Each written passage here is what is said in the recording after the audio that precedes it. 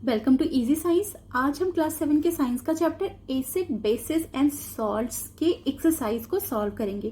तो सबसे पहले शुरू करते हैं क्वेश्चन नंबर 1 से। State differences between acids and bases. हमें एसिड्स और बेसिस के बीच में डिफरेंस बताने हैं। हमने चैप्टर में पढ़ा हुआ है कि एसिड्स टेस्ट में कैसा होता है, खट्टा होता है, और बेस बिटर होता है। तो सबसे पहला डिफरेंस हम टेस्ट के बारे में लिख देंगे। सबसे पहला point, acids are sour in taste and bases are bitter in taste. Second difference होता है कि ये लिटमस पेपर को कैसे चेंज करता है। एसिड क्या करता है, ब्लू लिटमस पेपर को रेड में चेंज करता है, और बेस क्या करता है, रेड लिटमस पेपर को ब्लू में चेंज कर देता है। तो ये दो डिफरेंस हम एसिड और बेसिस के बीच लिखेंगे। Question number 2, ammonia is found in many household products such as window cleaner. It turns red litmus blue. What is its nature? Ammonia बहुत सारे हमारे घर के चीजों जो यूज होती है क्लीनिंग में, उसमें अमोनिया होता है, और ये क्या करता है, रेड लिटमस को ब्लू में चेंज कर देता है। तो इसका नेचर क्या होगा, एसिड होगा या बेस होगा। जैसे कि हमने अभी यहां पर भी पढ़ा है बेसिस में, basis turns red litmus blue. Base क्या करते हैं, रेड लिटमस को ब्लू में चेंज कर देते हैं, और अमोनिया भी यही करता है, रेड लिटमस को ब्लू में चेंज कर रहा है। तो अमोनिया क्या होगा, बेसिक होगा नेचर में, क्योंकि ये बेस का कैरेक्टर है रेड लिटमस को ब्लू में चेंज करना। तो आंसर में हम लिखेंगे ammonia is basic in nature. इसका नेचर क्या होगा, बेसिक होगा, as it turns red litmus blue. किस सोर्स से हमें लिटमस सोल्यूशन मिलता है और इस सोल्यूशन का यूज क्या है। तो हमने चैप्टर में ये चीज पढ़ी हुई है ना कि लिटमस सोल्यूशन हमें कहां से मिलता है, लाइकेन से मिलता है। लाइकेन का एक एक्सट्रैक्ट होता है लिटमस सोल्यूशन, और इसका यूज क्या है, क्योंकि ये इंडिकेटर की तरह यूज होता है, जिससे कि हमें पता चलता है कि कौन सा सोल्यूशन एसिड है और कौन सा सोल्यूशन बेस है। इस चीज को पता लगाने के लिए हम लाइकेन सोल्यूशन को यूज करते हैं एज इंडिकेटर। तो हम आंसर में लिखेंगे litmus solution is obtained from lichens. It is used as indicator to determine the acidic and basic nature of a solution. Now come to the question number 4. Is the distilled water acidic, basic, neutral? How would you verify it? क्या distil water जो होता है वो acidic होता है या basic होता है या न्यूट्रल होता है, इन तीनों में से क्या होता है, और ये आप कैसे इस चीज का पता लगाएंगे। इसके लिए हम लिटमस पेपर को यूज करेंगे। लिटमस पेपर एक इंडिकेटर है, तो हम उसको यूज करके पता लगाएंगे कि ये एसिडिक है या बेसिक है। अगर कलर चेंज होता है तो हमें पता चल जाएगा, और कलर चेंज नहीं होता है तो क्या होगा, वो न्यूट्रल हो जाएगा। ठीक है, तो इसका हम पता कैसे लगाएंगे, यहाँ पर हम लिटमस पेपर को यूज करेंगे, क्योंकि वो एक इंडिकेटर है।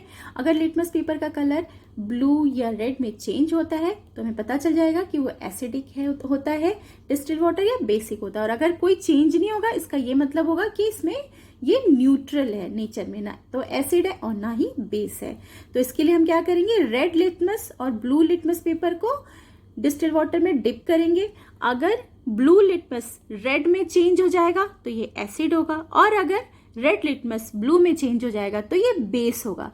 मगर जब हम इसको डिप करके चेक करते हैं, ये वाला टेस्ट करते हैं, तो क्या हमें दिखता है, कोई चेंज नहीं होता है। डिस्टिल वाटर में अगर हम लिटमस पेपर डालते हैं तो कोई चेंज नहीं होता कलर में। इससे क्या पता चलता है कि ये न्यूट्रल होता है। डिस्टिल वाटर ना तो एसिडिक होता है ना बेसिक होता है। तो हम इसका आंसर कैसे लिखेंगे, distil water is neutral.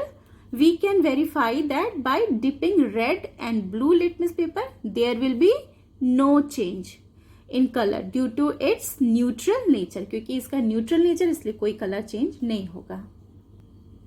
Question number 5 है, describe the process of neutralisation with the help of an example.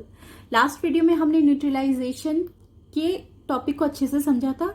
इसमें क्या होता है, एसिड और बेस दोनों के बीच में रिएक्शन होते हैं, और जैसे ही एसिड और बेस के बीच में जब रिएक्शन होता है, दोनों एक दूसरे के इफेक्ट को न्यूट्रलाइज करते हैं, यानी कि एक दूसरे के असर को कम करते जाते हैं। हमने फिनोक्सिलीन वाला एग्जाम्पल पढ़ा था, उसमें जब एसिड पड़ता है तो वो बेस के कैरेक्टर को, बेस के इफेक्ट को बिल्कुल खत्म कर देता है, और जब उसमें बेस पड़ता है तो एसिड के कैरेक्टर को, एसिड के इफेक्ट को बिल्कुल कम कर देता है। तो इस तरीके से दोनों एक दूसरे के इफेक्ट को जब कम करते हैं तो वो कहलाता है न्यूट्रलाइजेशन, और इस रिएक्शन को हम कहते हैं न्यूट्रलाइजेशन रिएक्शन। और इस रिएक्शन में सॉल्ट और वाटर का फॉर्मेशन होता है। ठीक है, तो हम यहाँ पे आंसर देख लेते हैं। The reaction between an acid and a base is known as neutralisation. ठीक है, इन दोनों के बीच के रिएक्शन को न्यूट्रलाइजेशन कहते हैं। In this reaction salt and water are produce. ठीक है, सॉल्ट और वाटर भी प्रोड्यूस होता है एंड हीट इज इवॉल्व। हाँ, इस रिएक्शन में हीट भी जनरेट होती है। इसका एग्जाम्पल HCl हाइड्रोक्लोरिक एसिड है, ये एक एसिड ले लेते हैं, प्लस सोडियम हाइड्रोक्साइड जो कि एक बेस है। अब इन दोनों एसिड और बेस के बीच में जब रिएक्शन होगा तो क्या बनेगा, ये Na और Cl ये दोनों मिलकर के सोडियम क्लोराइड बनाएंगे जो कि एक सॉल्ट है। ठीक है, और यहाँ पे जो H और OH बच रहा है यानी कि H2O जिसे हम वाटर कहते हैं, वो वाटर यहाँ पर रिलीज होगा, वाटर भी बनेगा, सॉल्ट भी बनेगा, साथ में हीट इवॉल्व होगी। इस रिएक्शन में क्या होगा, हीट निकलेगी, हीट जनरेट होगी।